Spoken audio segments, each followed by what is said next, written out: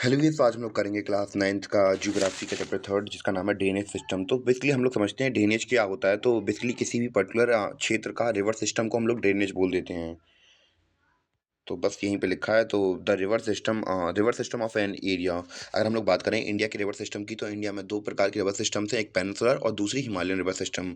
यानी कि किसी भी देश की या कंट्री की या फिर स्टेट की रिवर सिस्टम को ही हम लोग क्या कहते हैं, ड्रेनेज कह देते हैं। तो सबसे पहले हम लोग समझते हैं इसकी टर्मिनोलॉजी का थोड़ा क्रेक डाउन कर लेते हैं। ब्रेक डाउन करने के बाद हमें पता चला कि ड्रेनेज बेसिन क्या होता है। हमारा ड्रेनेज बेसिन एक पर्टिकुलर रिवर बेसिन होता है जहाँ पे drained by single river system. उम्मीद है कि आपको समझ में नहीं आया हो, पर मैं समझा दे रहा हूँ अच्छी तरीके से। सब मान चलिए कि हमारी ये कोई, पहले मैं हथियार निकालूँ अपने, यहाँ पे हमारी कोई रिवर ऑरिजिनेट हुई, ये जा रही है यहाँ से। अब यहाँ पे इसकी क्या है, ट्रिब्यूटरीज निकली हुई हैं, यानी कि सहायक नदियाँ निकली हुई हैं। जैसे कि जा रही थी, यहाँ पे हल्का बहुत थोड़ा सा कटाव दिख गया तो यहाँ पे हल्की थोड़ी बहुत मुड़ गई, फिर यहाँ थोड़ी बहुत मुड़ गई, थोड़ी बहुत यहाँ मुड़ गई, थोड़ी आगे बढ़ी, फिर थोड़ी और में यहाँ मुड़ गई। तो जब हमारी रिवर रिवर और ट्रिब्यूटरीज हमारी साथ में चलती हैं और इस पर्टिकुलर एरिया को हम लोग क्या कह देते हैं, ड्रेनेज बेसिन कह देते हैं। इसकी डेफिनेशन देख लेते हैं, क्योंकि पहले आपको समझ में नहीं आई होगी, अब समझ में आ गई। यानी कि एक रिवर जा रही थी, उसकी ट्रिब्यूटरीज जा रही थी और पूरे इस बॉडी को हम लोग ड्रेनेज बेसिन कह देते हैं। अब इसकी डेफिनी अब तो समझ में आ गया होगा पूरा, आई होप सो। और इसकी हम लोग डेफिनेशन देखते हैं। अ ड्रेनेज बेसिन और river basin is an area that is drained by single river system. यानी कि सिंगल रिवर सिस्टम से हमारे अलग अलग क्या निकल रही थी, एक रिवर सिस्टम तैयार हो रहा था, एक तरीके से कहा जाए सिंगल रिवर सिस्टम बन रहा था। ये हमारा क्या होता है, ड्रेनेज बेसिन होता है। तो चलते हैं अपने नेक्स्ट टॉपिक की ओर। तो नेक्स्ट टॉपिक हमारा है वाटर डिवाइड। वाटर डिवाइड क्या होता है? तो वाटर डिवाइड नॉर्मली ये हमारी क्या थी, एक ड्रेनेज बेसिन था, दूसरा ड्रेनेज बेसिन ये था। इनको बीच से डिवाइड कर दिया गया, इसी को वाटर डिवाइड कर दिया, इसी को वाटर डिवाइड कहते हैं। और ये वाटर डिवाइड कुछ भी हो सकता है, या माउंटेन हो सकते हैं, या फिर ऊंची उठी हुई जमीन हो सकती है। तो यही हमारा वाटर डिवाइड होता है। उम्मीद है कि आपको समझ में आ रहा हो। तो डेफिनेशन थोड़ा समझ लेते हैं। डेफिनेशन भी यही कह रही है, एनी अपलैंड यानी कि उठी हुई ज़मीन, माउंटेन सेपरेट यानी कि माउंट और या फिर माउंटेन सेपरेट कर रहा हूँ एडजॉइनिंग ड्रेनेज बेसिन। यानी कि दो हमारे क्या मतलब बेस ड्रेनेज बेसिन को अलग कर रहा हूँ, उसे क्या कहते हैं, वाटर डिवाइड कहते हैं। तो वो हमारे कुछ भी हो सकते हैं, माउंटेन या अपलैंड्स। अब हम लोग बात करेंगे ड्रेनेज सिस्टम इन इंडिया, यानी कि अब पर्टिकुलरली इंडिया की ड्रेनेज सिस्टम के बारे में बात करेंगे कि इंडिया में कौन कौन सी रिवर सिस्टम चलती हैं और कौन कौन सी नदियां हैं। तो बेसिकली इंडिया के अंदर दो प्रकार की हमारी रिवर सिस्टम चलती हैं। सबसे पहले वो होती है हमारी हिमालयन रिवर सिस्टम, दूसरी होती है पेनिनसुलर रिवर सिस्टम। हम लोग बात करें हिमालयन रिवर सिस्टम की, तो ये निकली होती हैं कहाँ से, हिमालय से। और ये पेनिनसुलर रिवर सिस्टम निकली होती हैं, वो निकली होती है पेनिनसुलर प्लेट्यू से। और ये जो हिमालयन रिवर्स होती हैं, ये कैसी होती हैं, पेरिनियल्स होती हैं। पेरिनियल का मतलब यहाँ पे साल भर पानी रहता है। साल भर पानी रहता कहाँ से, हम लोग इसके बारे में थोड़ी चर्चा करते हैं। साल भर पानी तो हमें नॉर्मली पता है कि नदियों में पानी कहाँ से आता है, बारिश से आता है। और दूसरा पानी आता है अ, पहाड़ों से। पहाड़ों से कहाँ से आता है, क्योंकि वहाँ पे बर्फ जमी हुई होती है और धीमे-धीमे पानी आता रहता है। इस वजह से यहाँ पे साल भर पानी रहता है। पर हम लोग बात करें पेनिनसुलर रिवर्स की, तो यहाँ साल भर पानी नहीं आता है। यहाँ पे कोई सीज़नल बेसिस पर पानी आता है, क्योंकि बारिश वगैरह हो जाती है तो पानी आ गया, और बारिश नहीं होगी तो पानी नहीं आएगा और यहाँ पे सूखा पड़ जाएगा। तो ये थी पेनिनसुलर रिवर्स की थोड़ी कुछ खासियत। हम लोग बात करेंगे हिमालयन रिवर्स थोड़ी लंबी होती हैं और पेनिनसुलर रिवर्स थोड़ी छोटी होती हैं। क्यों छोटी होती हैं और क्यों लंबी होती हैं, इसके बारे में थोड़ी चर्चा करते हैं। तो हिमालयन रिवर्स लंबी इसलिए होती हैं क्योंकि हमें पता है कि ऑब्वियसली बात है, पानी साल भर रहेगा, पानी की मात्रा ज़्यादा है तो भैया ज़्यादा दूर तक कंटेन करेगा। अब आपके पास पानी केवल उतना ही है जो रिवर्स पानी से बरस के आपके पास आ जाता है, तो भैया ज़्यादा दूर तक जा ही नहीं पाएँगे आप। वहाँ पे पीछे सपोर्ट हिमालय खड़े हैं भैया, सब भाई हिमालय से भाई हो, फिर दिक्कत की कोई बात नहीं हो। इतने बड़े हैं, दुनिया के सबसे बड़े पहाड़ हैं, आप लोग बताओ तो फिर जब वो सपोर्ट करेंगे तो क्या दिक्कत है आपको? हम लोग अब डिटेल से, अभी तक हमने ओवरव्यू ले लिया, अब हम लोग डिटेल से समझेंगे हमारे हिमालयन रिवर सिस्टम को। तो हिमालयन रिवर सिस्टम में बहुत सारी नदियाँ निकलती हैं, पर पर्टिकुलरली क्लास 9 के हिसाब से देखा जाए तो इतनी ज़रूरी है नहीं। तो इम्पोर्टेंट केवल आप लोगों के लिए इतनी है, कौन-कौन सी, इंडस, ब्रह्मपुत्र और गंगा। यही हिमालयन रिवर्स के लिए आपके लिए बेनिफिशियल हैं और इनको समझते हैं। सबसे पहले यहाँ से निकल रही हैं, ये इंडस निकल रही हैं, ये पाकिस्तान वगैरह से होके जाती हैं, ब्रह्मपुत्र तिब्बत से घूमते-घूमते और फिर चली जाती हैं। और गंगा कहाँ निकलती है, हमारी पूरी यूपी वगैरह में सब जगह घूमती रहती हैं। तो चलिए समझते हैं सबको डिटेल में। अब हिमालयन रिवर्स देख, आपने ओवरऑल पर्सपेक्टिव देख लिया, फिर इसका अब डिटेल समझते हैं इंडस वगैरह और ब्रह्मपुत्र और गंगा को। हम लोग बात करेंगे अब इंडस रिवर की। नॉर्मली इंडस रिवर कहाँ से निकलती है हमारी? इंडस इंडस रिवर ओरिजिनेट होती है तिब्बत से। कहाँ से? तिब्बत से, ये तिब्बत से। और एक्चुअली मैं आपको अगर आप लोग यूपीएससी की प्रिपरेशन कर रहे हैं तो आपको बता दूँ कि जो चाइना है वो तिब्बत को एक रीज़न तो ये भी है कि क्योंकि वहाँ से जैसे कि हिमालयन रिवर सिस्टम की ज़्यादातर जो नदियाँ हुई वो कहाँ से निकल आई? तिब्बत से। अगर चाइना तिब्बत के ऊपर कंट्रोल कर लेगा तो फिर रिवर सिस्टम किसके पास जाएगा? पानी is the best and important thing of human life. अगर उनके हाथ में लग गया, लंका लगा देंगे भाई वो। और हम लोग बात कर रहे थे अपने, अब नॉर्मली आ जाते हैं क्लास 9th में। तो Indus river system originate from Tibet, तो ये तिब्बत से ओरिजिनेट होती है और जाती कहाँ से है? जम्मू कश्मीर से जाती है, इंडिया का ये पार्ट है, और फिर पाकिस्तान से होते हुए कहाँ चली जाती है हमारी? अ, अरेबियन सी में। तो नॉर्मली आपको अरेबियन सी अगर पता ना हो तो अरेबियन सी ये देख रहे हैं आप, गुजरात के पास वाला सी को हम लोग क्या बोलते हैं? अरेबियन सी बोलते हैं। और इसकी ट्रिब्यूटरीज हमारी क्या-क्या हैं? ज़ंस्कर, श्योक, चिनाब, झेलम, सतलज, ब्यास और रावी, ये उसकी ट्रिब्यूटरीज़ हैं। और अगर आपको ट्रिब्यूटरीज़ नहीं पता हो, तो मैं बता दे रहा हूँ। नॉर्मली हमारी, मैं थोड़ा ड्रॉ कर दूँ यहाँ पे, नॉर्मली ये हमारी कोई नदी जा रही है, इससे हल्की कटाव में थोड़ी नदियाँ निकल गई हैं, ये आगे नदियाँ निकल रही हैं, ये ट्रिब्यूटरीज़ होती हैं। और हम लोग बात करें इसकी टोटल लेंथ की कितनी लंबी है, तो ये 2900 किलोमीटर लंबी है, यानी कि 2900 किलोमीटर लंबी है। और ये जो इंडस प्लेन्स है, ऐसा जेंटल स्लोप, यहाँ की मतलब इंडस प्लेन्स वगैरह होते हैं, वो बहुत जेंटल होते हैं। दूसरी रिवर के ऊपर आते हैं, गंगा रिवर के ऊपर। गंगा रिवर हम लोग बात करें, नॉर्मली हमारी यहाँ पे गंगोत्री ग्लेशियर से ओरिजिनेट होती है। कहाँ से? मैं थोड़ा सा निकाल लूँ। कहाँ से ओरिजिनेट होते हैं? ये गंगोत्री से ओरिजिनेट होते हैं। यहाँ पे ये भागीरथी होती है, यहाँ से भागीरथी निकली, यहाँ से गंगोत्री ग्लेशियर से। और यहाँ से थोड़े साइड में देख रहे होंगे अलकनंदा नदी बहती है। और जब ये कहाँ पे मिलते हैं? देवप्रयाग में, यानी कि देवप्रयाग में आके मिलते हैं, तो इसे हम लोग क्या कह देते हैं? ध्यान रखना कि भागीरथी और अलकनंदा दोनों मिलती हैं कहाँ पे? देवप्रयाग मिलते हैं, तब इसे गंगा कहा जाता है। जैसे जैसे देवप्रयाग में मिले तो इसे गंगा कह दिया। और गंगा से होते हुए वो ये पूरे उत्तर प्रदेश में घूमती हुई कहाँ पे? वेस्ट बंगाल में फरक्का एक नाम की जगह है, वहाँ पे ये क्या करती हैं, दोनों मिल जाती हैं नदियाँ, यहाँ पे देख रहे होंगे। तो ये दोनों यहाँ पे मिल गई फरक्का पे, और यहाँ से 2 यहाँ पे अलग-अलग रिवर चली गई। एक तो हमारी हो गई कौन-सी? हुगली हो गई। तो हुगली यहाँ से हमारी यहाँ पे बे ऑफ बंगाल में ड्रेन कर जाती है यहाँ से जाते हुए। और जो हमारी भागीरथी होती है, ये इसकी मेन स्ट्रीम है, ये जाती है कहाँ पे? बांग्लादेश में, और इसे वहाँ पे भागीरथी कहा जाता है। और जैसे ही भागीरथी में पहुँची और यहाँ से हमारी ब्रह्मपुत्र रिवर आई, दोनों मिल गई, और यहाँ से एक नई रिवर बनाती है मेघना, और ये जाती है, डूब जाती है बे ऑफ बंगाल में। और इसके रीजन को दोआब बन जाता है, तो ये कौन-सा है? सॉरी, ये रीजन हमारा क्या बन जाता है? सुंदरबन डेल्टा बन जाता है, यानी कि डेल्टा है और इसका नाम सुंदरबन है। और फैक्ट वाली बात ये है कि ये दुनिया का सबसे बड़ा डेल्टा है, और ये बहुत ज़्यादा सुंदर भी है, और दुनिया भर में इसकी चर्चा होती रहती है। और हम इसकी ट्रिब्यूटरीज़ के बारे में बात कर लेते हैं, यानी कि सहायक नदियाँ कौन-कौन सी हैं इसकी। ट्रिब्यूटरीज़ है हमारी यमुना, सॉरी मैंने गलत मार्कर निकाल लिया, पहले वापस कर लूँ। तो कौन-कौन सी ट्रिब्यूटरीज़ हैं? यमुना, घाघरा, गंडक, कोसी, चंबल, बेतवा, सोन। और इसकी लंबाई कितनी है? 2500 किलोमीटर, यानी कि 2500 किलोमीटर इसकी लंबाई है। और दूसरी निकाल ली जाए। हम लोग बात करेंगे ब्रह्मपुत्रा रिवर के बारे में। तो ब्रह्मपुत्रा रिवर के बारे में जानना बहुत ज़रूरी हो जाता है। तो हम लोग बात करें कि ब्रह्मपुत्रा रिवर निकली हुई है कहाँ से? तिब्बत से, यानी कि east side of Mansarovar lake से निकली हुई है। सबसे पहले ये जाती है, नॉर्मली ये जाती है, और जैसे ही ये नामचा बरवा पे जाती है, वहाँ से यू टर्न ले लेती है, और हमारी अरुणाचल प्रदेश में एंटर कर जाती है। यहाँ पे आप लोग देख रहे होंगे, ये हमारा अरुणाचल प्रदेश है। यहाँ पे एंटर करेगी, फिर असम साइड में जाएगी, और फिर असम पे फिर यहाँ पे पहुँच जाएगी। नॉर्मली बांग्लादेश में इसे क्या कहा जाता है? जमुना कहा जाता है। नॉर्मली अभी मैंने आपको पिछली बार मैं गंगा के बारे में बताया था कि वहाँ पे भागीरथी से मिल रही है। तो ये रही अपनी भागीरथी, यहाँ पे आई ये अपनी ब्रह्मपुत्र रिवर, दोनों मिलती हैं और मेघना रिवर बनाती हैं, और यहाँ पे ये डूब जाती हैं बे ऑफ बंगाल में। इसकी ट्रिब्यूटरीज़ की बात करें तो ट्रिब्यूटरीज़ इसकी हैं दिबांग और लोहित, यहाँ पे दिख रहे होंगे नाम इनके।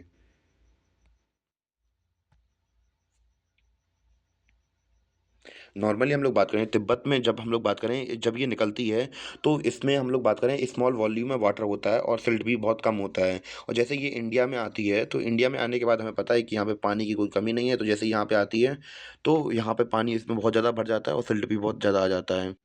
क्योंकि वहाँ पे तिब्बत में क्या है, कोल्ड और ड्राई रीजन है, इस वजह से वहाँ पे पानी वगैरह की थोड़ी कमी वगैरह रहती है।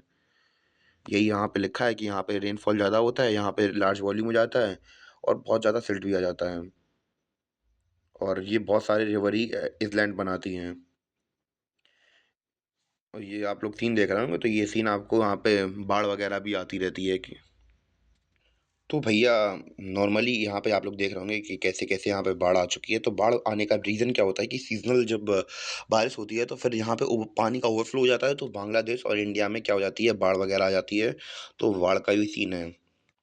हम लोग बात करेंगे, अभी तक हमने कि हिमालयन रिवर सिस्टम यानी कि एक रिवर सिस्टम हमने अपना निपटा लिया और बढ़ते चलते हैं अपने दूसरे रिवर सिस्टम की ओर। तो दूसरा रिवर सिस्टम हमारा पेनिनसुलर रिवर सिस्टम, यानी कि हम लोग यहाँ पे देख रहे होंगे।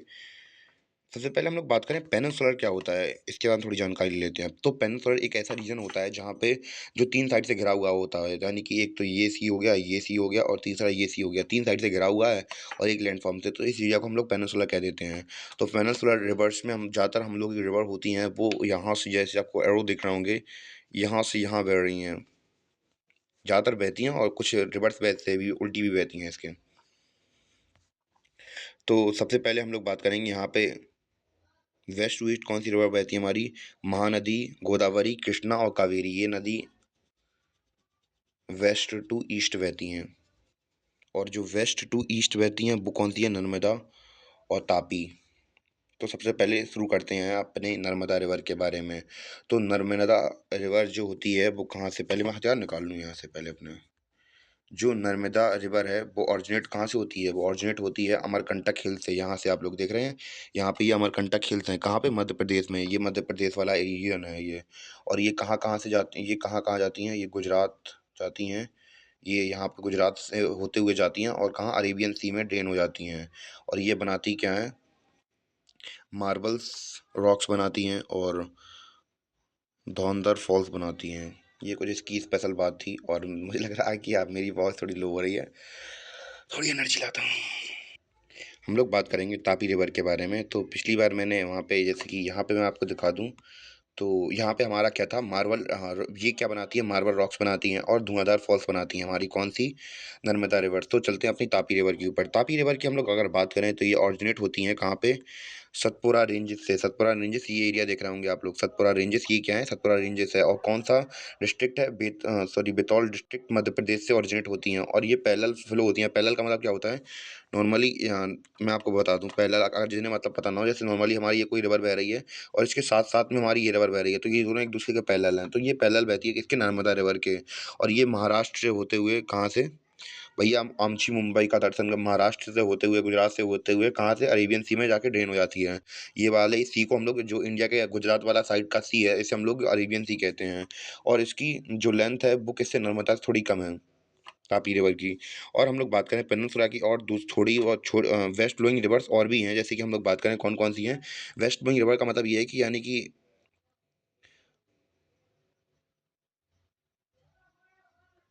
साबरमती हुई, माही हुई, भामता, सॉरी, भारतापुजवा हुई और पेरियार हुई। तो ये कुछ वेस्ट फ्लोइंग रिवर्स हमारी।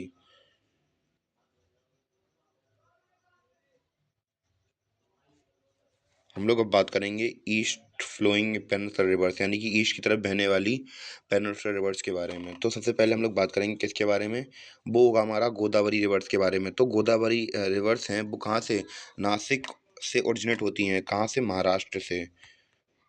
तो हम लोग बात करें और कहाँ पे एंड होती हैं, ये बे ऑफ बंगाल में। तो यानी कि यहाँ से ओरिजिनेट होती हैं और यहाँ से बहती बहती जाती हैं बे ऑफ बंगाल में। इस एरिया को हम लोग बे ऑफ बंगाल कहते हैं, ये पूरे एरिया को बे ऑफ बंगाल कहते हैं। और ये this river is the largest river of peninsular reason, यानी कि पेनिनसुलर रीजन की सबसे बड़ी नदी है ये। यानी कि इतने एरिया में जो हमारी पेनिनसुलर एरिया, यानी कि इतने एरिया में जितनी भी रिवर बहती हैं उनमें सबसे बड़ी रिवर यही वाली है। इसकी टोटल लेंथ है कितनी, 1500 किलोमीटर इसकी टोटल लेंथ है। और इसे कहा जाता है दक्षिण गंगा भी कहा जाता है। और उसकी ट्रिब्यूटरीज कौन कौन सी हैं, Purnima, Warda, sorry, Wardha, sorry, Pranhita, Manjra, Veran Ganga and Ganga. तो इसके नाम ऐसे गंगा से लिंक किया जाता है थोड़ा बहुत। हम लोग अब बात करेंगे महानदी के बारे में। तो महानदी के बारे में थोड़ी चर्चा करें, तो महानदी ओरिजिनेट होती है कहाँ से, हाईलैंड्स रीजन ऑफ छत्तीसगढ़, यानी कि छत्तीसगढ़ से ओरिजिनेट होती है और यहाँ से डूब जाती है बे ऑफ बंगाल में। और ये कहाँ कहाँ से होते हुए जाती है, उड़ीसा से होते हुए जाती है और बे ऑफ बंगाल में जाके ड्रेन कर जाती है, यानी कि डूब जाती है। इसकी टोटल लेंथ है हमारी 860 किलोमीटर, यानी कि 860 किलोमीटर। बाद में बात करेंगे कृष्णा रिवर के बारे में। तो कृष्णा रिवर हमारी कहाँ से ओरिजिनेट होती है, ये ओरिजिनेट होती है स्प्रिंग नियर महाबलेश्वर, यानी कि जो महाराष्ट्र साइड होता है, यहाँ महाबलेश्वर साइड से ओरिजिनेट होती है और एंड कहाँ पे होती है? बे ऑफ बंगाल में एंड हो जाती है। इसकी ट्रिब्यूटरीज हमारी तुंगभद्रा और कोयना और घाटापरवा, मूसी, भीमा, ये इसकी क्या है? ट्रिब्यूटरीज हैं। और इसकी टोटल लेंथ कितनी है, यानी कि कितनी लंबाई है इसकी? 1400 किलोमीटर इसकी लंबाई है। लास्ट में बात करेंगे हम लोग कावेरी रिवर के बारे में। तो कावेरी रिवर के बारे में हम लोग बात करें, ये ऑरिजिनेट होती हैं कहाँ से? ब्रह्मगिरी हिल से। कहाँ पे? वेस्टर्न घाट। ये हमारा वेस्टर्न घाट है, सॉरी, इस एरिया को हम लोग वेस्टर्न घाट कहते हैं और इस एरिया को हम लोग ईस्टर्न घाट कहते हैं। तो ये वेस्टर्न घाट से ओरिजिनेट होती हैं कहाँ पे? ब्रह्मगिरी हिल से निकलती हैं और कहाँ पे एंड होती हैं? बे ऑफ बंगाल में। तो बे ऑफ बंगाल मैंने आपको कई बार बता दिया कि इस एरिया को बे ऑफ बंगाल कहते हैं, इस साइड जाके डूब जाती हैं बे ऑफ बंगाल में। और कहाँ कहाँ से निकलती हैं? कोडलोर तमिलनाडु से होते हुए निकलती हैं। इसकी टोटल लेंथ कितनी है? 760 किलोमीटर, यानी कि 760 किलोमीटर इसकी लंबाई है।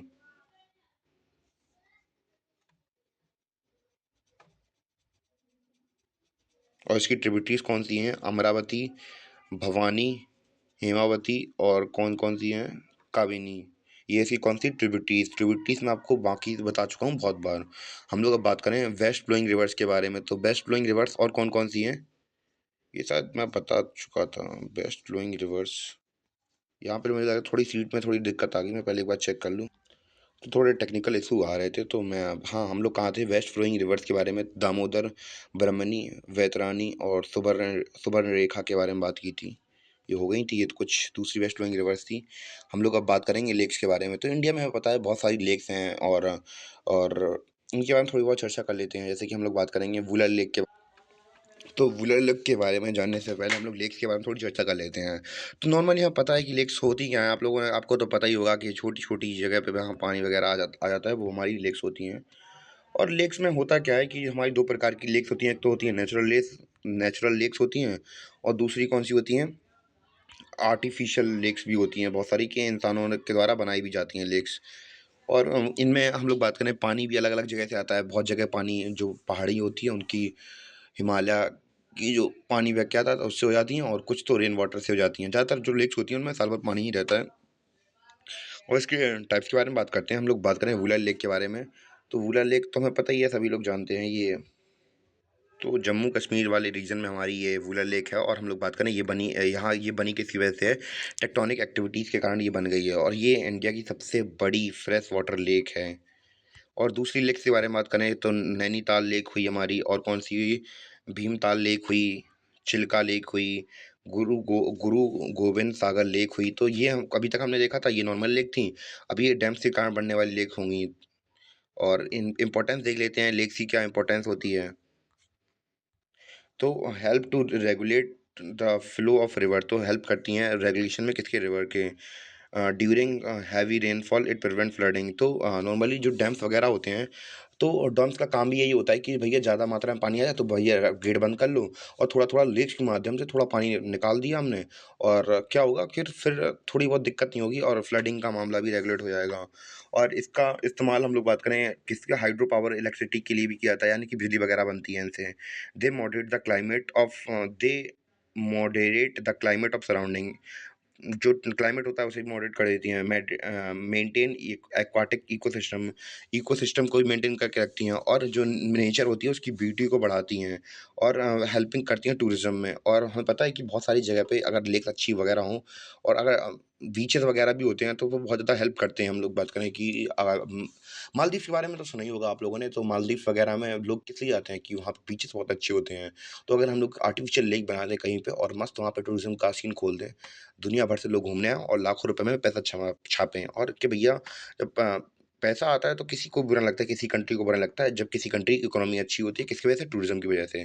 तो इन सब चीज़ों में हमारी जो लेक्स होती हैं वो हेल्प करती हैं। तो जिस प्रकार हमने देखा कि जो रिवर्स हेल्प करती हैं किसी कंट्री की इकोनॉमी के लिए या फिर नेचुरल ब्यूटी बढ़ाने के लिए, तो उसी प्रकार जो लेक्स होती हैं वो भी बहुत ज़्यादा हेल्प करती हैं हमारे।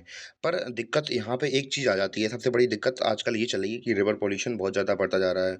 तो रिवर पॉल्यूशन से हो क्या रहा है हमारा, कि नॉर्मली हम लोग बड़ी-बड़ी इंडस्ट्रीज़ होती हैं, वो क्या करती हैं, अपना जो वेस्ट होता है सीधे उसमें डाल देती हैं। इस वजह से, और हम लोग बात करें इंडिया में, तो ये बहुत ज़्यादा एक तरीके से कहा जाए तो आने वाले समय में बहुत बड़ा क्राइसिस भी बन सकता है। और हम लोग बात करें कि जो ग्राउंड वाटर होता है उसको भी एक्सेप्ट कर रहे हैं, और रिवर को तो पॉल्यूट कर ही रहे हैं।